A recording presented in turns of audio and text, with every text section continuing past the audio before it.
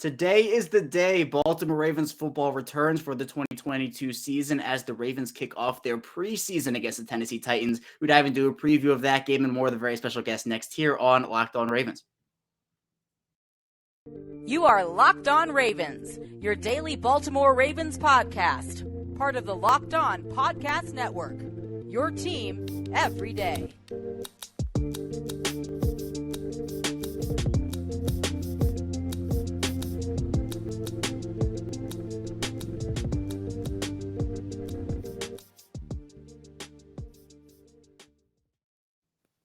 And we return here with another episode of Locked On Ravens, your daily Baltimore Ravens podcast. I'm your host, Kevin Ostreicher of Ravens Wire, and of course, we're here on the Locked On Podcast Network, your team every day. And thank you so much for making Locked On Ravens your first listen today. Free and available on all platforms, including on YouTube. And we're back here. It is a Purple Thursday edition episode, and a very exciting Purple Thursday is Baltimore Ravens football.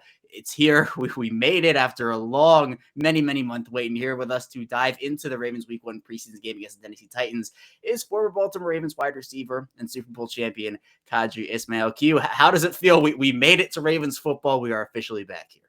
We are back, and I am super excited to see what this team is going to look like. Obviously, for a lot of the guys, it's a dress rehearsal.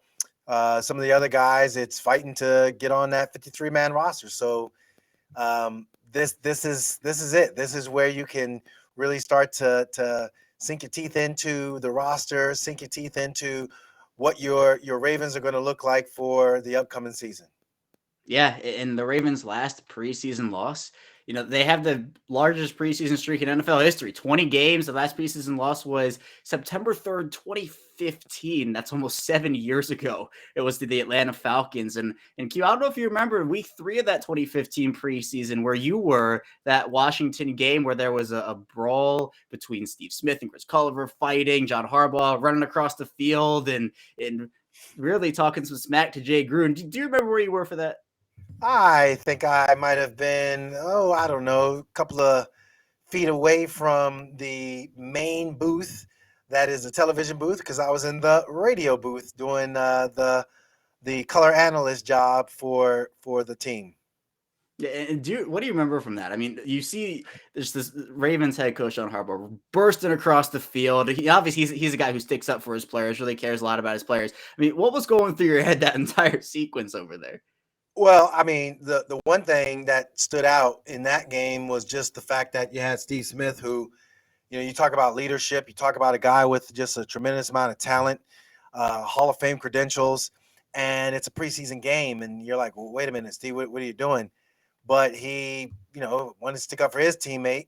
Then at the same time, you got John Harbaugh, who, again, legendary coach, and has a ring, and he has done an amazing job of leadership and, bringing the franchise into another level of excellence and continued winning tradition. And I was like, wow, it just must be the Twilight Zone. But, again, you know that you're a fiery competitor. And if you feel like your teammate got disrespected, and if you're the coach and you feel like, your players are not being treated fairly, then something needs to be done. And I thought, they both showed a side of them that was quite surprising, and I thought it was entertaining, even though I'm sure they probably would have wanted to be a little bit more poised, but so be it.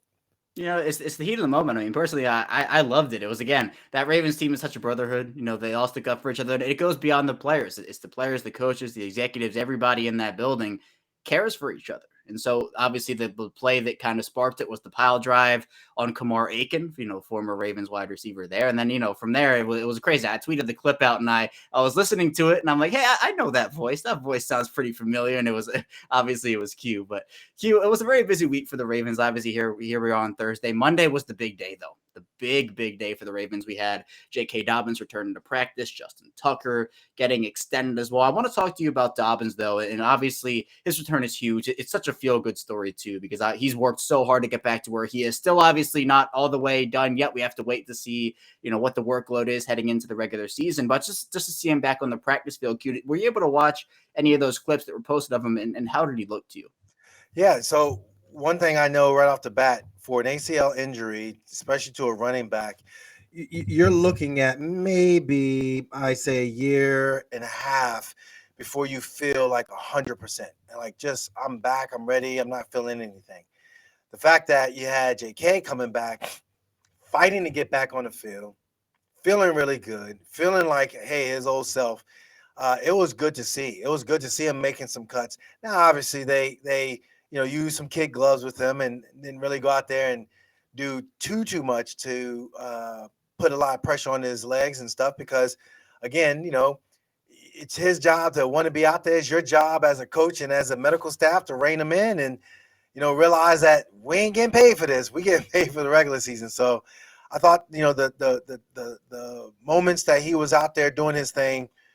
Certainly looked strong, certainly looked, the part, and it was good to see him out there. And I think the morale of the guys, it was a different kind of feel with him out there. And guys even talked about, just what it was like to have, your star runner back out there on the field. So this game, we know with Greg Roman as the offensive coordinator, it's a unique offense, but it goes through the legs of the running backs and obviously the legs and arms of Lamar Jackson. So all hands on deck when it comes to JK. Good for him.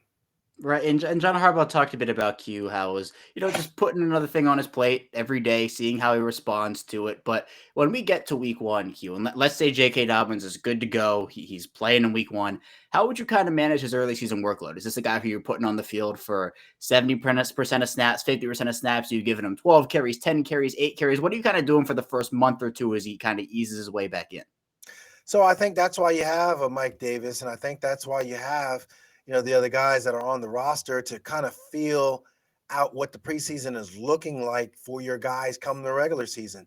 You can kind of get a good feeling when it comes to running the ball. Obviously, your offensive lineman, you're not going to have Ronnie Stanley out there, and that's something. Obviously, Linderbaum is kind of questionable, and we'll see what his rest of his preseason looks like with the Liz Frank. But yeah, your carries, in my mind, if you have guys that are really getting to a good rhythm and they look great, I mean, I'm managing him big time. Like, I'm like, yeah, we're going to go with you. We'll give you a couple, but I'm pulling you back. If so-and-so has a hot hand, if Mike is just getting off and he's looking to part, bro, I'm serious. I'm not risking him in the early part of the season. Sure, let me have him go out there and kind of feel it and like, oh man, I got hit and all that.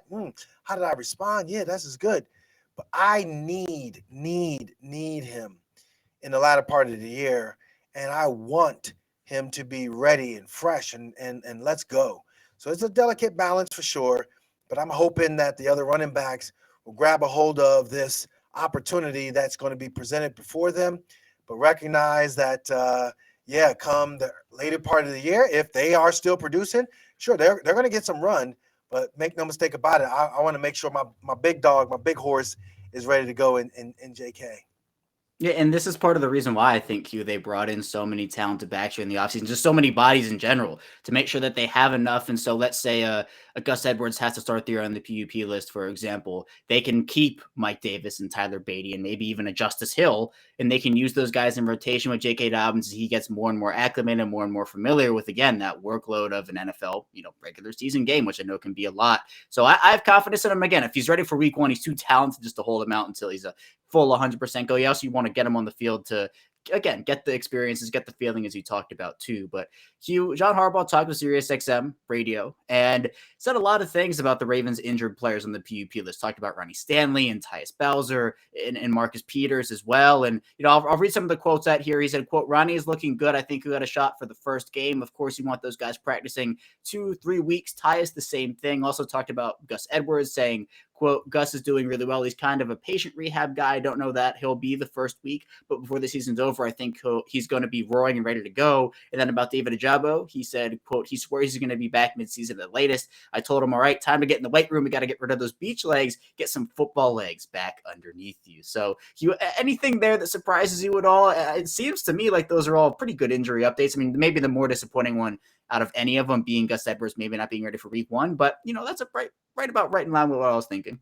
Yeah, but see, again, Gus Edwards doesn't need to be ready in week one. There's no need. Like, I've seen where, for example, Edgerrin James, he was coming off of an ACL, and when I was with the Colts, he was in a position where he was okay. I'm back. I'm ready to go.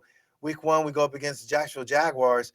I mean, he rushed for the easiest 99 yards I've ever seen a running back rush for, and guys are like, yeah, that's just EJ for you now. 99 for him is like, yeah, I should have had like 175, 180.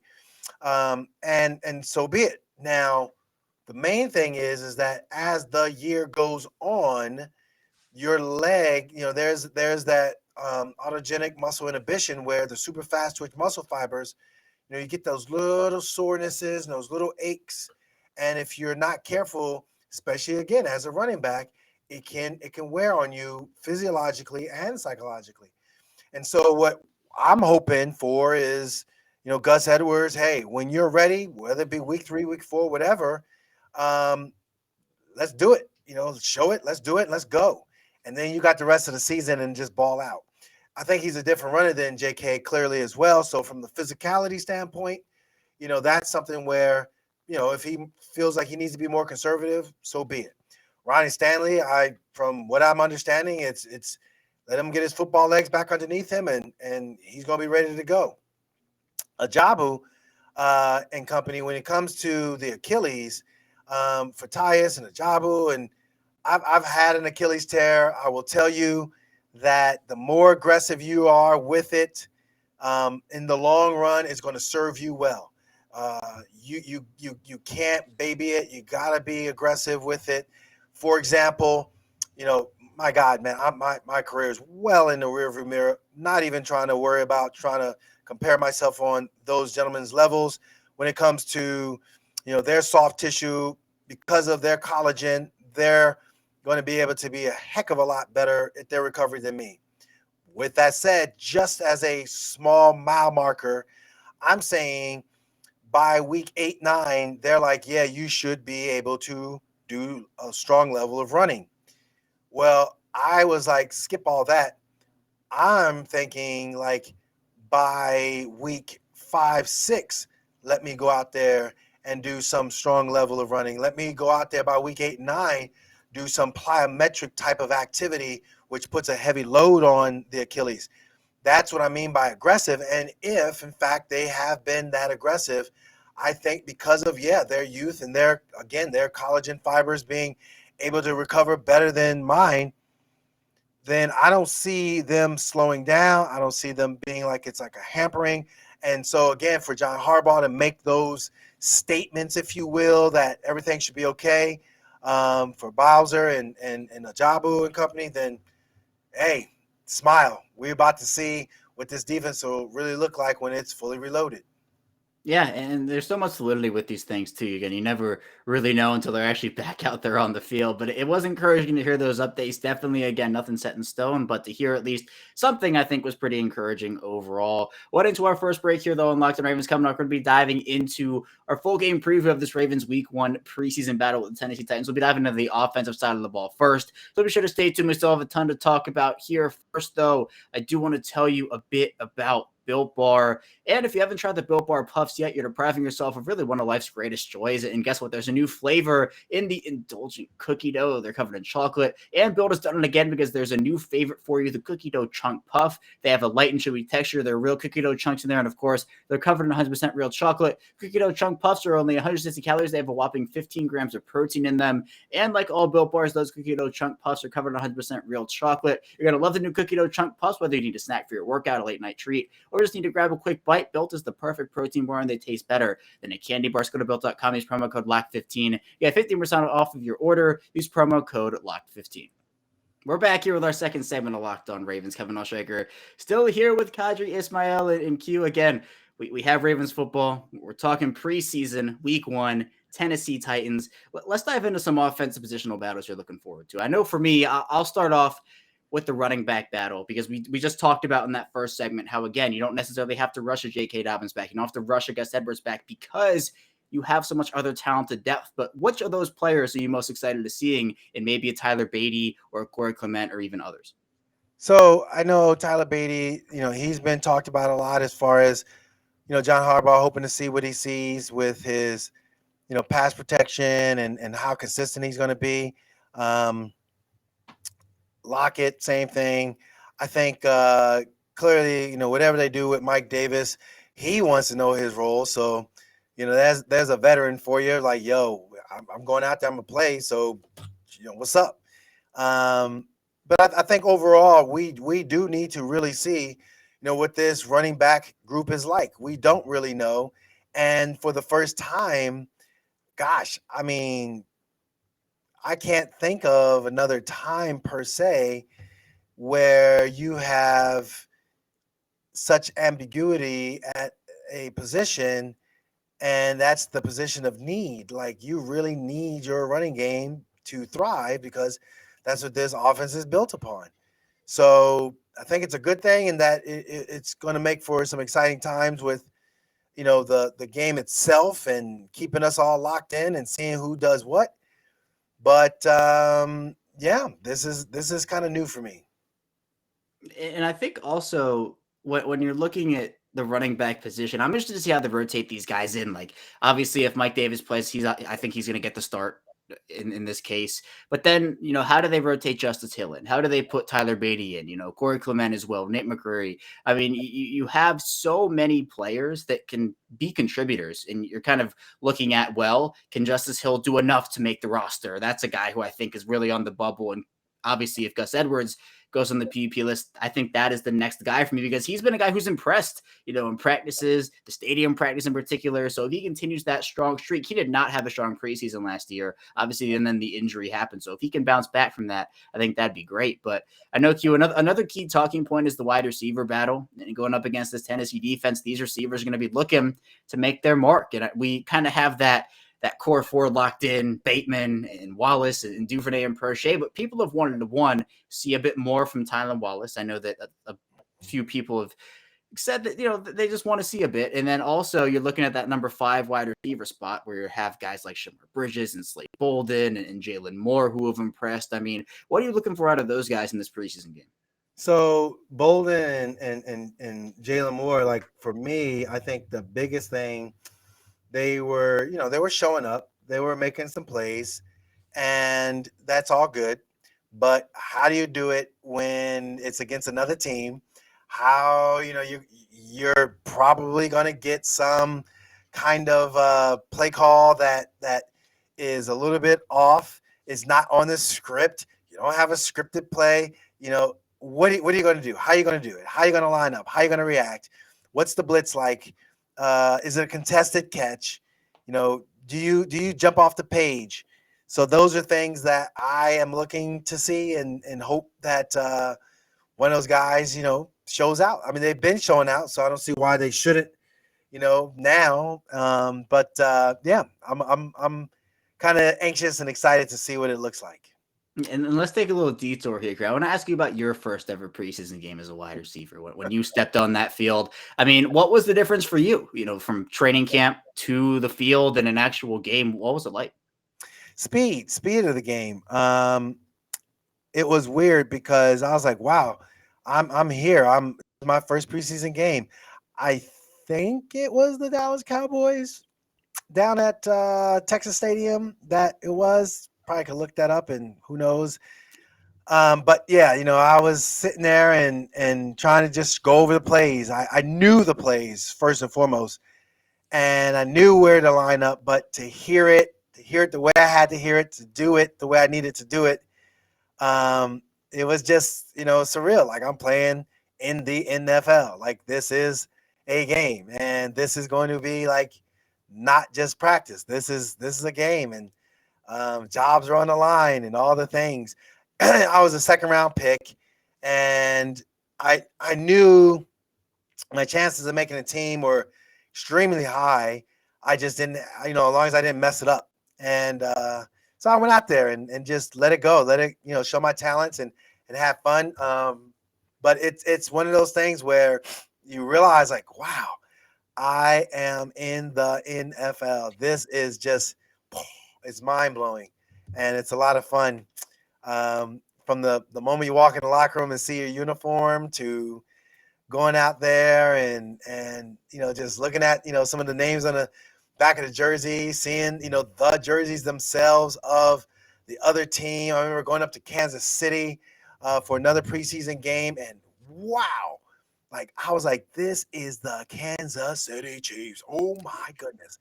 And the crowd noise, which I thought, before it was like, yeah, it's loud, but it was loud on TV. It was a whole nother decibel when it came to the actual loudness that we saw and took part of, just in the game, in the moment. It was like, whoa, this is nuts. So I loved it. I loved every bit of it. And yeah, crazy. It's such a cool experience for these rookies to, again, you mentioned it, go out there for the first time or in their first preseason and just take everything in. And we're going to see that this Ravens draft class, 11 players deep. Now, not everyone's going to be playing. Obviously, Charlie Kolar with the sports hernia is one of those guys, and that's where I want to go next. You, that tight end position. How high on your list of players to watch is Isaiah Likely for you? So it's interesting because the moment he got drafted was the moment I smiled at Eric DaCosta. I'm like, ooh, I saw what you did right there. So you gave away or whatever, traded away, however, Marquise Brown. Linderbaum comes in. Okay, now you go down and draft, blah, blah, blah, and now you get Kohler. Ooh, wow, look at that. But then you get Likely, and I'm like, wait a minute, what? And you start looking at him play, and you're like, bro, this dude, huh? And then all of a sudden you turn on the tape in camp, and you're like, huh? And so he keeps checking off these boxes. And like, the thing is, it's preseason. It's now going to be, ramped up a little bit more. Kohler obviously is, healing up. I'm curious to see what he's going to do. I'm like, all right, you put yourself in a position to be seen, and now let's see it. I think, there was another guy that had a really strong preseason and looked the part, and I believe his name was Andrews, Mark Andrews. We know how his career has turned out so far. So I think for Likely, I am very, very anxious, I guess is the word, to see how he goes out there and shines under these, I won't say bright lights, medium lights. Not quite so bright, but bright enough, because it is something where you're just put another feather in the cap, just like, yep, this is what I do. And let's see how it all turns out for him. Yeah, and we've heard the praise from his teammates, James Prochet, Mark Andrews himself, talking about Likely too. I'm interested to see how they line him up on the field. Is he going to line up in line? Is he going to line up in the slot? Are they going to play him outside? They can do so many things with him. And so this first preseason game obviously is not totally indicative of like what they do for the regular season, but it's a start. They can experiment with him, see what it does against that competition. But Q, the offensive line, Tyree Phillips, you have Ben Powers, you have Ben Cleveland. How are you feeling about that job in this game? Well, I mean, the weird part of the guard position, I guess, is that where we're starting? Like, Yeah. the I don't know if Powers is grabbing it, or Ben, now that he's in shape and doing his thing, is he the guy? I know that Linderbaum, because of him being out, Patrick McCary, is he going to jump in? What is it looking like? Where are the plays that are going to show? Is, in other words, there's a blocking scheme, and there are different blocking schemes that we see Greg Roman, utilized in Lamar Jackson's MVP year. I mean, they had literally heads turning.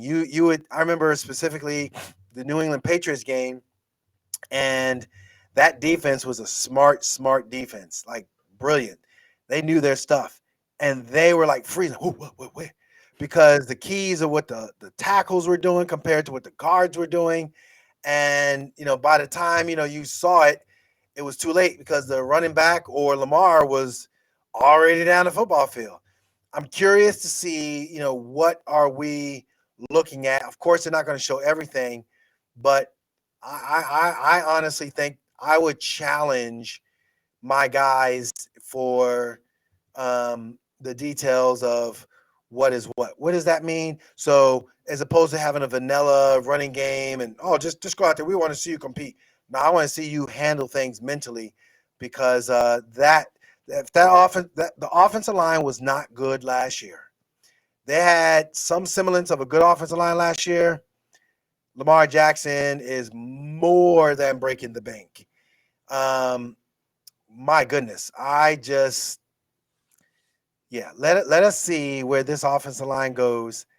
So goes the O-line. I think so goes this offense, and I'm sticking to that statement.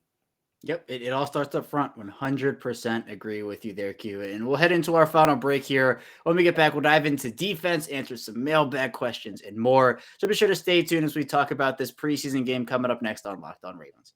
We're back here with our final segment of Locked On Ravens. Kevin Osheiker still here with Qadry Ismail and Q. We just previewed the offensive side of the ball for week 1 against Tennessee. Let's talk about defense now, though. And I'll ask you about the front 7 to kick things off. And on the defensive line, you have young guys who I'm excited to see on there. You have Travis Jones and Justin Madubuike, Broderick Washington. You look at the outside linebacker position, what are we going to see from Odafe Owe? Dalen Hayes, a guy who I think people want to see a bit more out of and hear more from. And then inside linebackers, you have Patrick Queen, Malik Harrison, etc. I mean, who are some of the players looking forward to seeing on this front 7 and what you're looking out for there? So if we talk about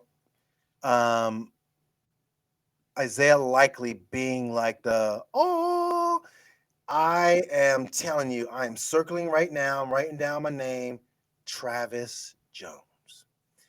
So he was a guy that played a ton of snaps in college, didn't flinch, learned an awful lot, and he just has this physicality mixed with just God-given ability.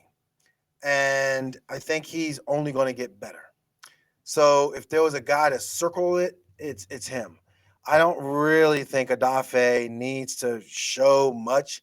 I'll be surprised if he's dressed. But if he does go out there, okay, like, hey, saw enough, get him off. Let's not mess this thing up, brother. Come on over here, sit down next to me. Put the pumpkin seeds or sunflower seeds in your mouth, start spitting them out and helping out your boys, making sure everybody knows what's what. That's it. That's all we're doing. Yeah. But seriously, Travis Jones, like I'm curious to see what he's going to look like. I think Madubuike, I think it'll be curious to see, just really a veteran guy like him. What is he kind of working on in his game? And is he going to have some flashes before he gets sit down and put the pumpkin seeds in his mouth too? So, little bit of curiosity more than anything with these guys. But TJ, that's we're circling it. We put some stars by his name too. Little stars. You love the stars. You love the stars. I think for me, Travis Jones is definitely someone I'm so intrigued to watch him, Q, and what he's able to bring. But then also, I'm looking at Dalen Hayes. I'm looking at Malik Harrison as two guys also who just, guys with stuff to prove. I know Dalen Hayes has had kind of a quiet camp, according to some people, and people want to see more out of him. So he had a great preseason last year.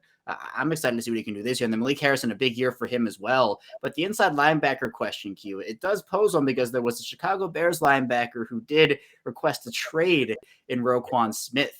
And I know a lot of Ravens fans would love the idea of Roquan Smith in a Baltimore Ravens uniform. Now, there is some stuff to kind of put into this, though. Now, the contract is one thing. He's going to want a huge extension at the end of this year. Most likely, he's a great, great player. I absolutely love Roquan Smith, the player. But do you think the Ravens need to make an investment, Q, at the inside linebacker position when they do have Patrick Queen and Malik Harrison and Josh Bynes and all those guys? Do you think if they had to make a splash move, you would make it with Roquan Smith at inside linebacker? I would. I mean, that dude, he's the best player on, Chicago Bears. And I know he's trying to get his contract negotiated. I think the Chicago Bears are doing their Chicago Bear cheap thing and being cheap about it. And I believe he's representing himself or something. But regardless, like, he doesn't feel that they're really respecting him and what he is trying to get. And I think if the shoe fits where he would, you talk about putting the star by a guy's name. Oh my God. Underline. like exclamation point, exclamation point. I think I really do. I think he's a guy that would fit so instantaneously to what the Ravens are trying to do. Who was the guy in the offseason from Seattle? Bobby Wagner. Bobby Wagner. He's in that category and then some. Bobby has a thicker resume, of course, so I'm not trying to say that, but Roquan, man, he would be a guy that if he would be teamed up with Josh Bynes. Whoo, my goodness. And I all due respect to Patrick Queen. I think Patrick Queen is I'm okay. All right, you keep showing up and that's good. Like, okay, so let's see what's next. That's kind of like where I'm at with Patrick Queen and in a good way, like rooting for him. Let's do it. But Roquan, he did it. Let's, shoot. Pull the trigger on that. Rah. Not saying punch a ticket, but what I am saying is that the AFC North crown, at least you're going to be talking about you're going to have a T-shirt game. And that T-shirt game, like, man, talk about being kings of the North. And then that puts you in a position to get into the playoffs and all the things that come with it. That's my opinion of Roquan Smith and what he would bring value-wise to the defense.